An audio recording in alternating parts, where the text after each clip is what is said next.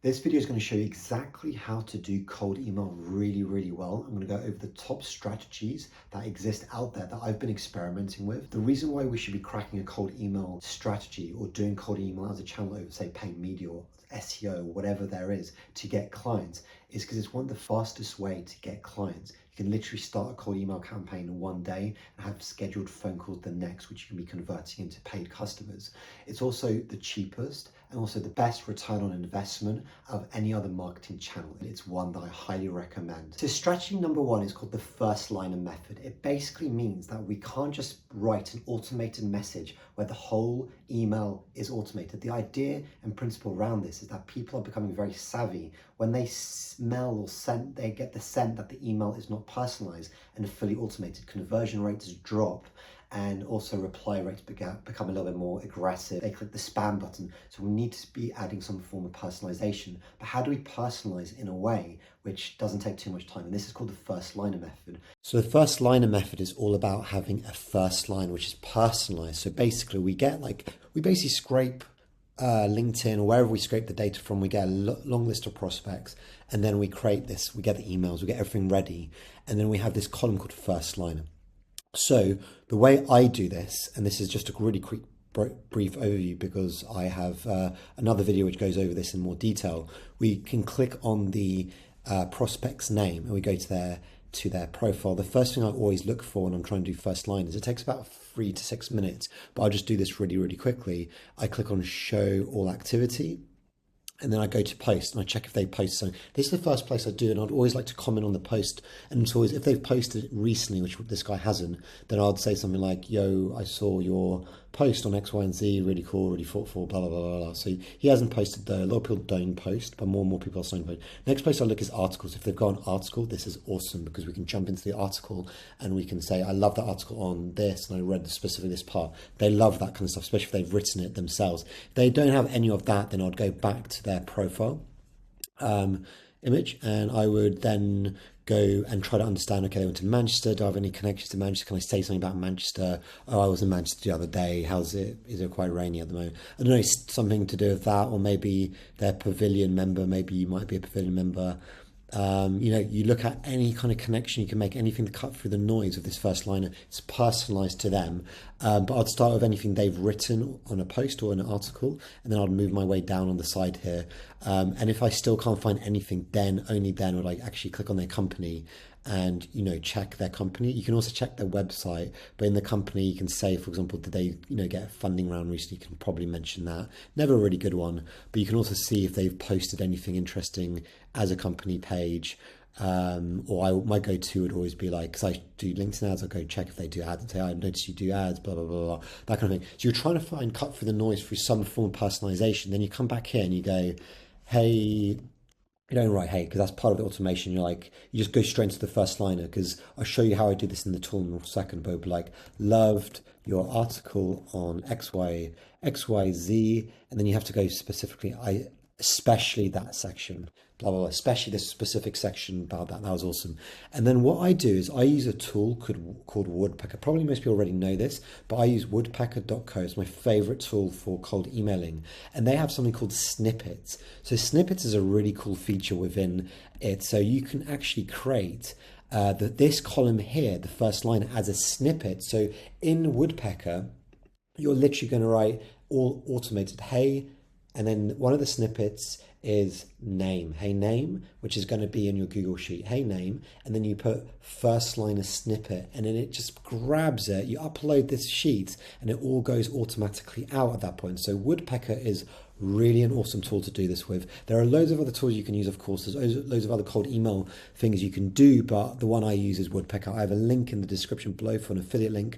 My link actually gives you extra free trial periods, so definitely use that. But I'm using Woodpecker and I can't speak highly enough of it. This next method is called the direct method. It's basically where we don't have any personalization at all. It's very scalable. The idea behind this is that we go straight into the pitch. It's more like, hello, Phil, I run LinkedIn ads. Is this something you guys have considered within your company? Let me know if this is of interest. Thanks, Phil. It's a really direct messaging, straight to the point. It doesn't faff around. And yeah, there are pros and cons as with anything. One of the pros is that it's super easy to automate and to scale. We can literally just write a bunch of copy. I'd even A/B test it with AI, and make sure you check out the next video that's going to pop out at the end. I'm going to bring one out about copywriting of AI for cold email. But this goes into specifically how we can just write 2, 3, 4 different versions of the same direct email, no personalization involved. It's very direct. Hey, this is what I do, this is how I do it. It's really specific, and we just A/B test the most conversion rates. The pros is that we can scale this out. Once something's working, we can just fill the funnel, the prospects into the system and just send out as many emails as we possibly can in terms of without being seen as spam. So we're still talking about 60, 70, 80 emails, but the work necessary after that is not big, and we can use multiple emails. And I'll probably bring out another video about scaling out cold email when you're scaling out. But with this, it's really simple. We write the email and it just starts automating the emails out.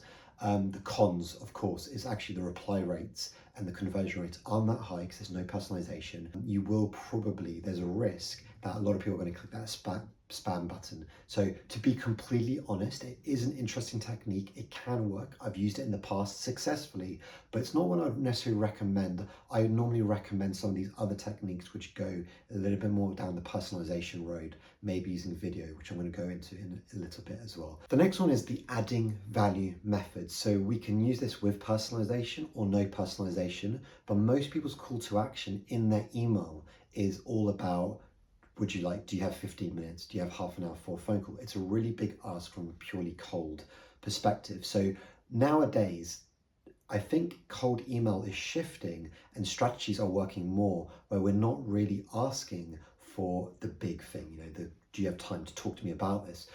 This whole method actually goes down the methodology that we're actually just asking, hey, could I send you some value? Can I give you something in return?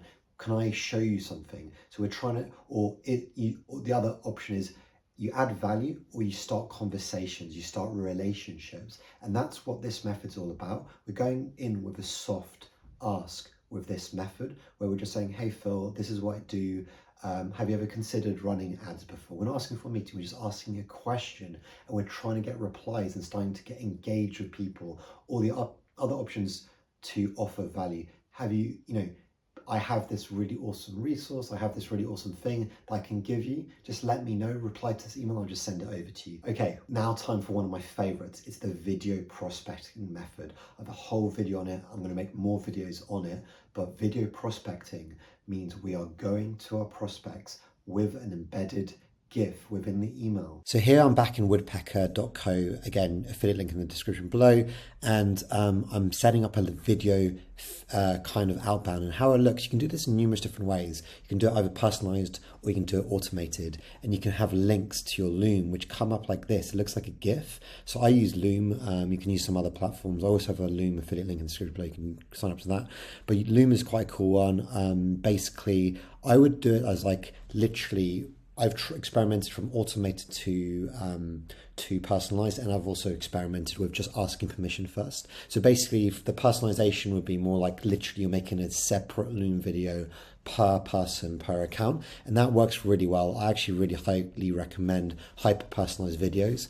The second version is automated, where you just make one video, but it's a bit more general. You don't say the person's name, you don't have their background, you're just talking about what you do, how you do it, but they're still getting this personalized they're still getting this kind of engagement with you. So it's really cool.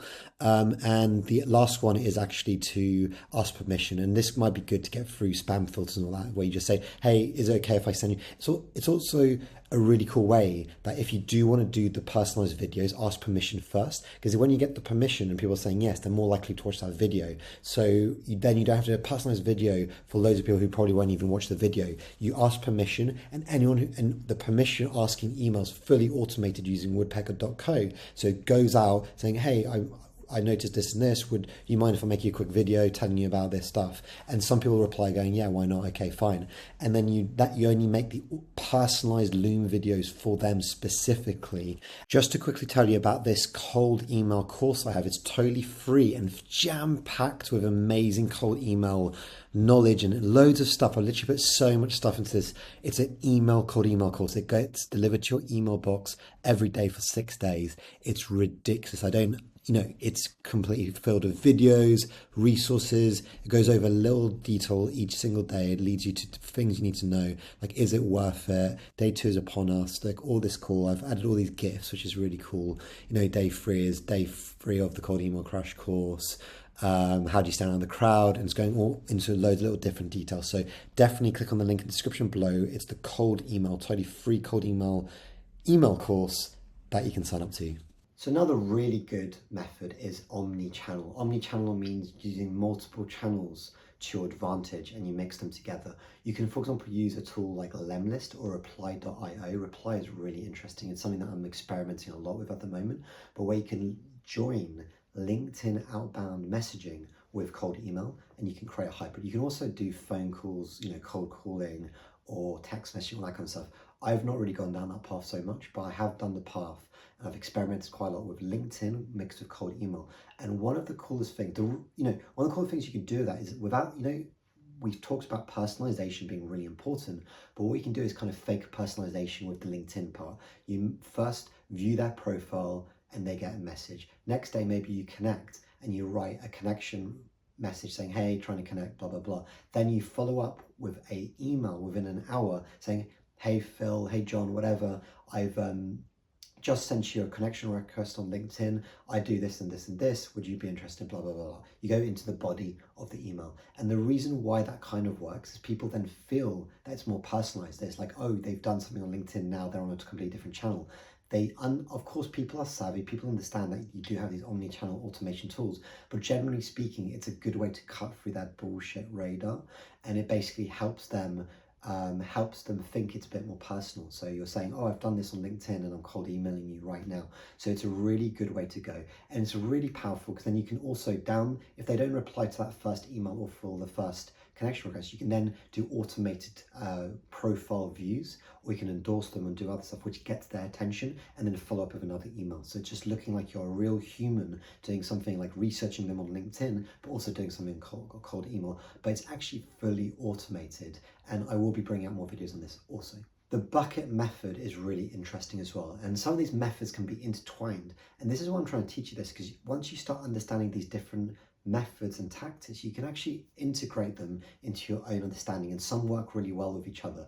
The bucket method is one of these that could work with other stuff, and it's basically trying to scale out your personalization, because personalization is important, as we've discussed, but scaling is also important. We don't want it to take too much time. We want to scale out personalization, and through bucketing, we can do that. And what that basically means is we can put prospects into buckets, and we can put a little bit more time at the upfront. So when we scrape a massive list, we need to understand how to scrape smaller lists but put them into buckets. So one of my buckets, I run LinkedIn ads for B2B companies from all around the world, and one of my buckets that I've recently been experimenting with is I've had someone literally on a Google Sheet click on their company page and click on their website and check whether or not they have a pixel on their website, LinkedIn ads insight tag on their website, and say yes or no. And then the second thing they look at is, are they running ads, yes or no? And then I've bucketed all the prospects into, okay, they're running ads, but they don't have a pixel, or they're running ads with a pixel,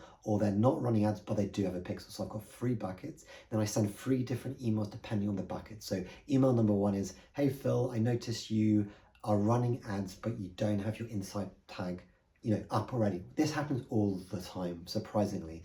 And basically my next, message is, can I help you get your pixel up? If without the pixel, you're missing out on all this juicy data and you can't do retargeting, and it only takes 5 minutes. Happy to help, let me know. That's my email for that bucket, and it looks really personalized, or it looks really good. I'm adding value. So all those people just get that. The next bucket is they're not running ads, but they do have the insight tag, and that bucket will get different messaging. It'll be, I noticed you do have an insight tag on your website, but you're not running ads yet. So it's showing that I did some research. There's some personalization there.